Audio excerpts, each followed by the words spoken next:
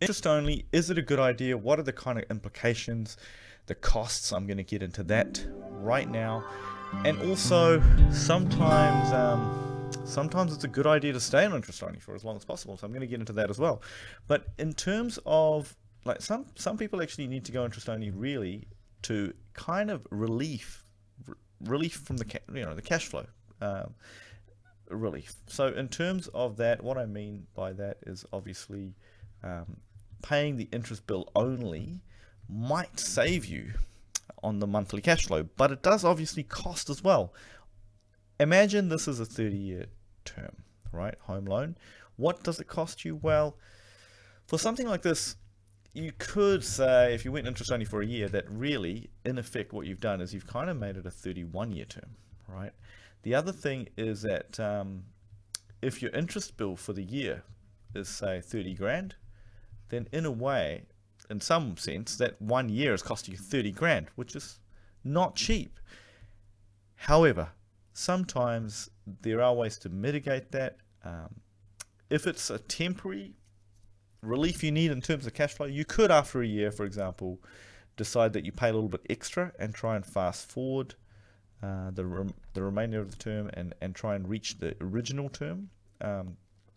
And sometimes you might look at loan repayment tables and calculators, and you might find that the difference in terms of repayments between a 30-year term and a 29-year home loan term is not all that much. So that's an example of what you could do to try to make yourself feel a little bit better about taking that year of lower repayments. And sometimes you can't avoid it, right? Maybe you have a growing family, or maybe you've got other pressures. Now, if you have an investment property, it can make sense to stay on interest only for as long as possible. And I'm going to try and illustrate that here.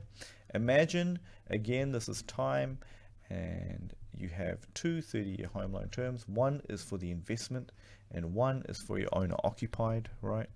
Now, what you'll find is that with investment home loans, right, the interest is obviously tax deductible. Now, of course, I'm not an accountant, so you need to double check with your accountant around the tax laws at the time, but the interest basically reduces the tax you've got to pay on your rent.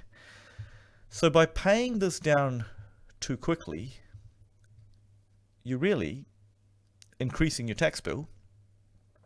But surely if you're making a bigger profit, it's great to pay more tax. Well, not if during that time you've also got this to pay off. So what I mean by that is, alternatively, what some investors do is they think, okay, you know what I will do is actually redirect my cash flow that I would have paid off the principal here.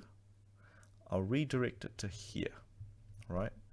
And so that it looks something more like this.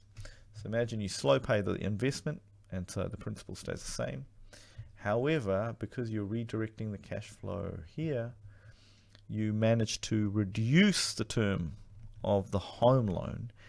And once that's reached zero, you can start focusing back on the investment home loan. So some investors structure their lending like that because it can make a lot of sense for them in the long run. And I mean, as always, it's always, if you want more detailed numbers on your different scenarios, of course, you can have a chat to us, mortgage advisors, or for some of these things, of course, it's a good idea to also check with accountants in terms of investment, home loans, and tax treatment. But hopefully that has been insightful. Thank you for watching.